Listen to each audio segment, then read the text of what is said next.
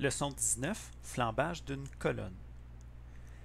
Objectif, comprendre ce qu'est le flambage d'une colonne, comprendre comment le degré d'élancement affecte le risque de flambage d'une colonne, calculer le degré d'élancement d'une colonne et calculer la contrainte critique provoquant le flambage et la comparer à la contrainte de résistance maximale du matériau.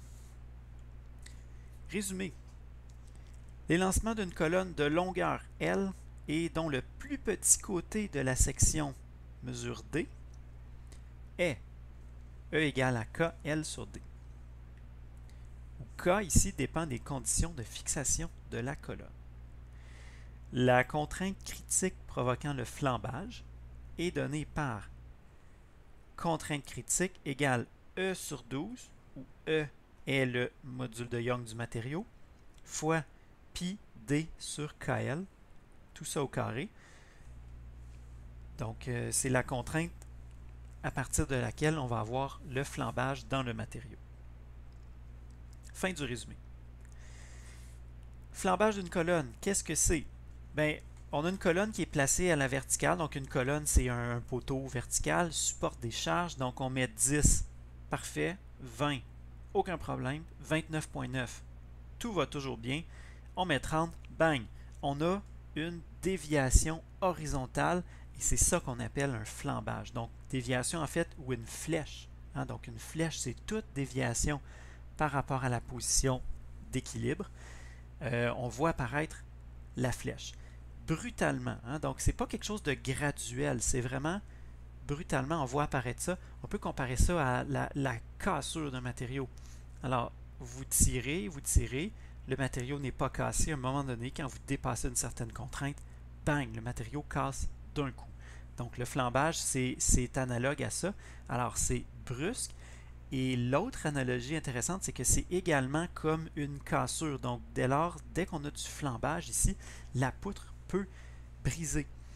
Je vais vous proposer une petite expérience là, dans une autre vidéo. Mais évidemment, dans le bâtiment, on veut à tout prix éviter qu'il y ait du flambage parce que dès qu'on a le flambage d'une colonne, on n'a plus de support. Donc, on veut éviter ça à tout prix. Donc, on va chercher à voir quelles contraintes on ne devra pas dépasser. Avant de parler de contraintes, on va parler d'élancement d'une colonne. Donc, élancer, c'est quelque chose de grand et mince. Par opposition à trapu, c'est quelque chose de court et large. Donc, je vais vous présenter 3 paramètres qui vont nous permettre de définir l'élancement d'une colonne. Donc, on va d'abord parler de sa longueur. Ensuite de ça, la mesure de sa plus petite dimension. Donc, c'est vraiment cette dimension-là qui sera critique dans la détermination de l'élancement. Et K, une contrainte qui dépend des conditions de fixation. Donc, on va voir plus tard quelles sont les valeurs de K, mais pour l'instant, on se rappelle que ça dépend de comment est fixée la colonne. L'effet de la longueur et de l'air. Vous imaginez que si vous avez un poteau qui est large, même s'il est haut, vous pouvez appliquer une force assez grande dessus, il va continuer à soutenir. Si vous avez un poteau vous voulez mettre la même force, mais sur un poteau plus mince, qu'est-ce que vous devriez faire? Vous devriez le raccourcir. Donc ici, il va être plus petit pour pouvoir appliquer la même force dessus, donc sans qu'il y ait flambage. Si vous le gardez à la même largeur que lui, donc on le garde tout aussi mince, mais on essaye de le mettre aussi long que lui, qu'est-ce qu'on observe? Avec la force de 30, on a flambage de la colonne.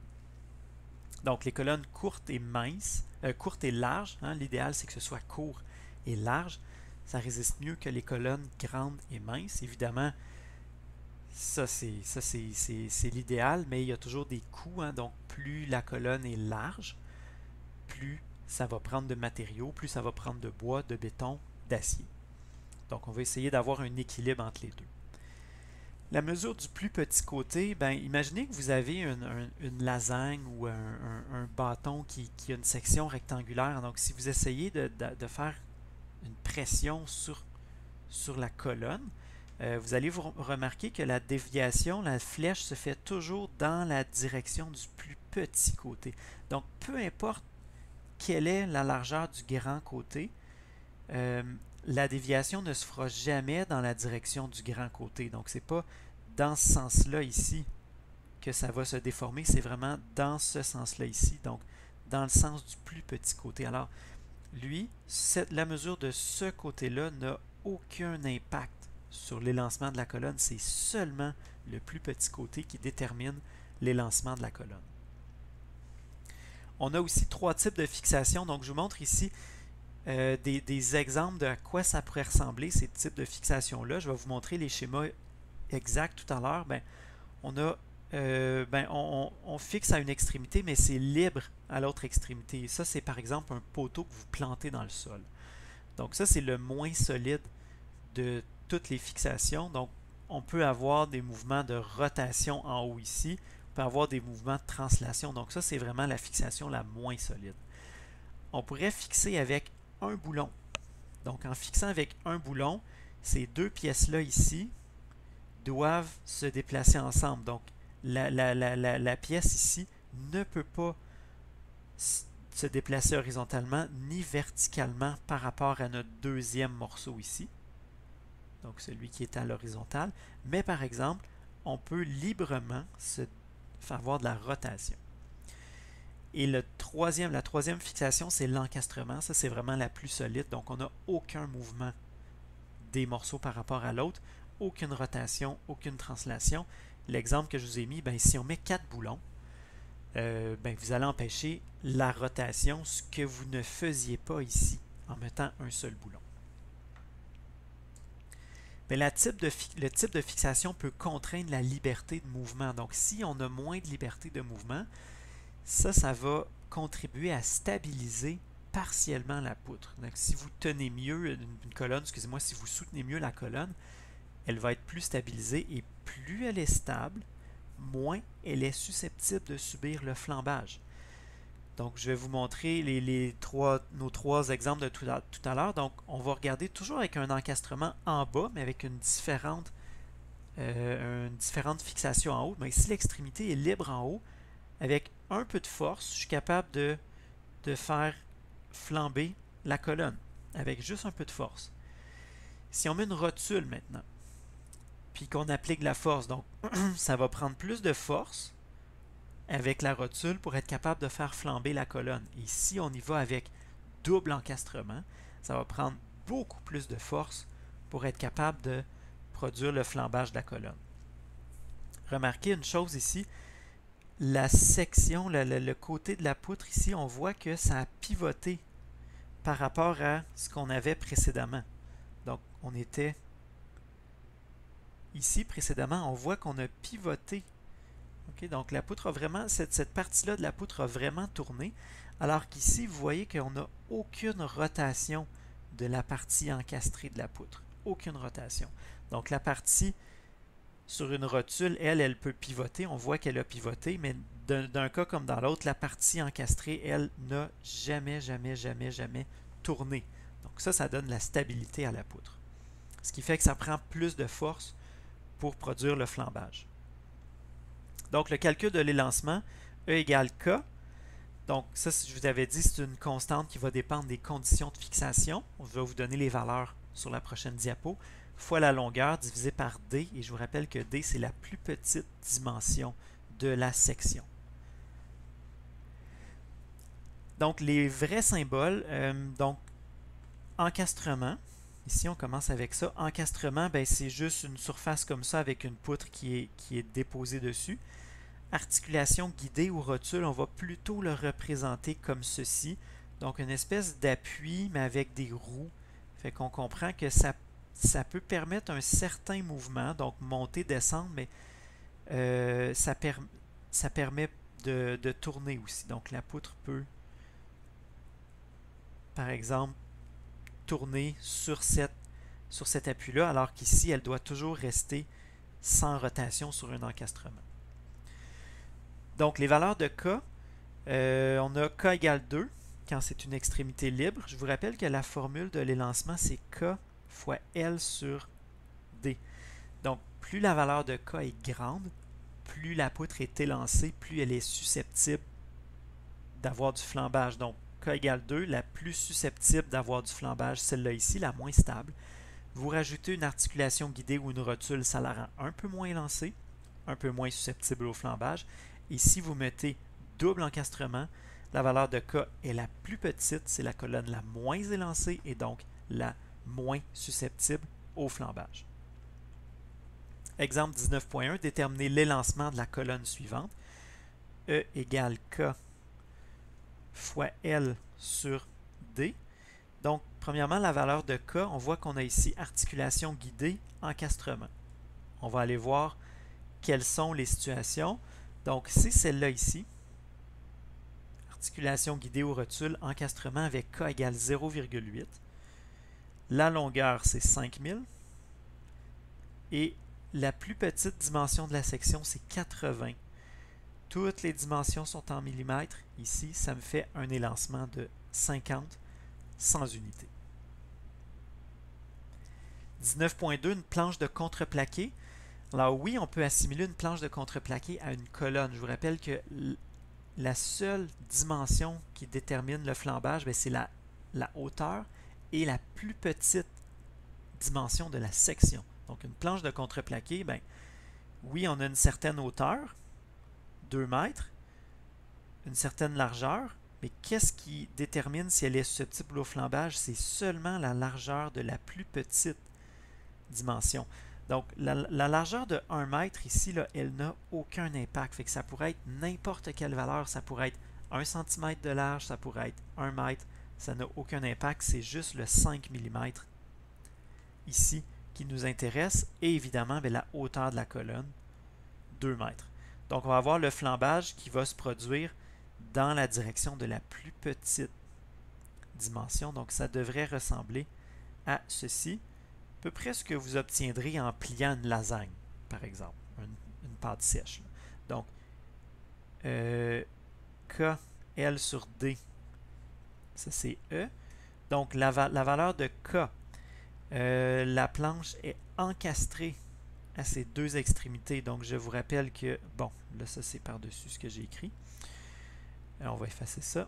Alors, K égale 0,5, donc encastré aux deux extrémités. 0,65, pardon, 0,65 fois la longueur, donc on a 2000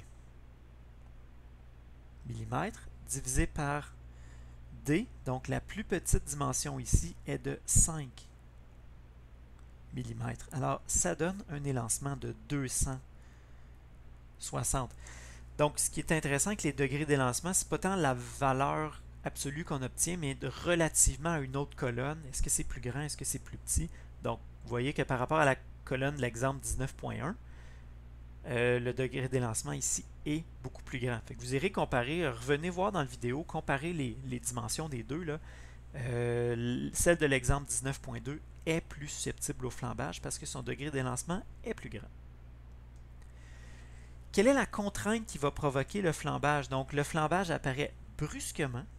C'est vraiment comme une cassure lorsque la contrainte dépasse une valeur critique ici donnée par E, le module de Young divisé par 12, fois pi D, la mesure du plus petit côté, divisé par K fois L. Donc, K, dépend des conditions de fixation et L, c'est la longueur de la poutre je ne l'ai pas écrit ici, là, en millimètres. Alors, ça apparaît brusquement. Donc, il ne faut juste pas dépasser cette contrainte-là. Dès qu'on la dépasse, on a une cassure, le flambage apparaît. Exemple, une colonne de bois.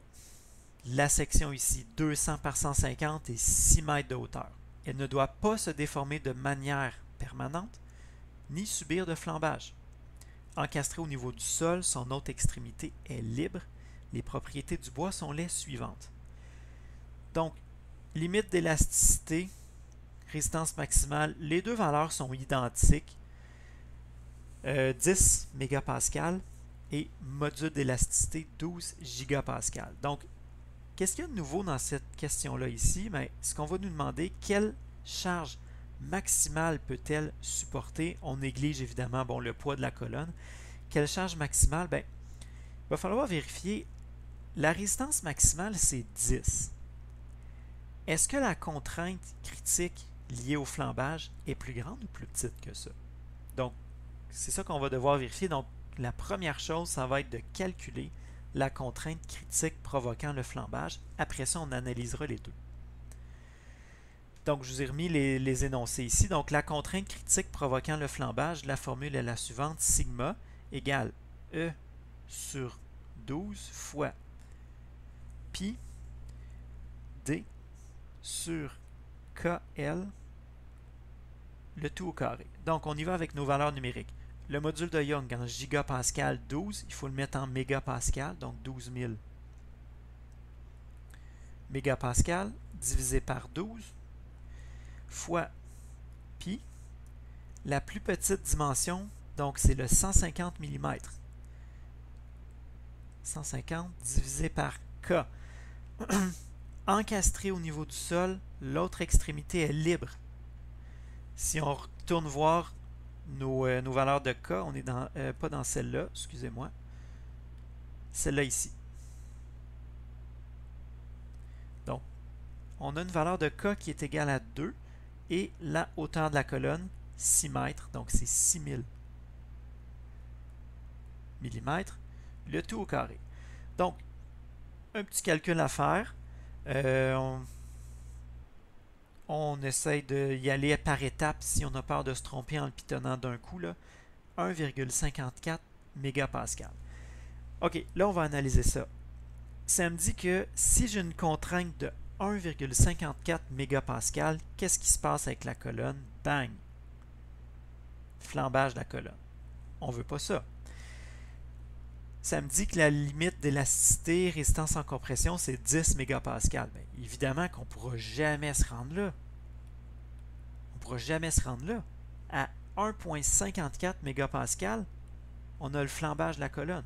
C'est sûr qu'on ne pourra jamais se rendre à 10. Alors, la contrainte maximale, le sigma maximal que peut supporter la colonne, c'est combien? C'est 1,54 mégapascal. C'est pas 10.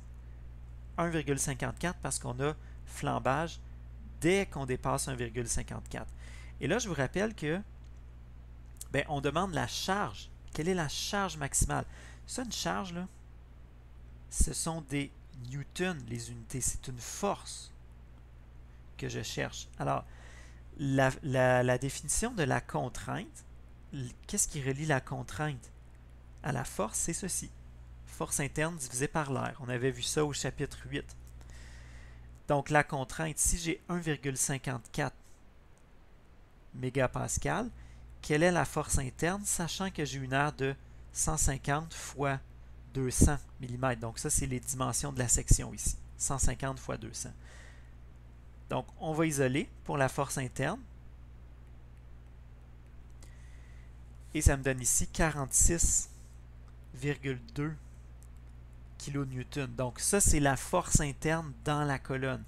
Évidemment, vous comprenez ici, je n'ai pas besoin de faire tous les schémas, mais si j'ai une force interne dans la colonne, la force externe va être égale à la même chose, donc 46,2 kN. Donc, la charge que peut supporter la colonne, c'est 46 kN. Et c'est limité par quoi? C'est limité par la résistance au flambage. Donc, on est loin de la résistance maximale du bois. On est loin de la limite d'élasticité du bois. C'est le flambage de la colonne qui cause problème ici. Donc, peut-être qu'on pourrait tirer avantage à augmenter un peu, peut-être, la dimension D. Donc, augmenter la dimension D, peut-être doubler, peut-être utiliser 200 par 300. Vous pouvez vérifier le calcul. Donc, c'est intéressant quand on arrive avec une valeur de sigma critique qui est à peu près de l'ordre de grandeur de ça ici. Donc, comme ça, on ne gaspille pas inutilement de matériaux, mais on va au maximum de ces contraintes. Donc, quand on a à peu près résistance maximale puis une contrainte due au flambage qui sont équivalentes. Alors, c'est tout. Travail à faire, les exercices 1 à 5 et le devoir numéro 7. Bon travail.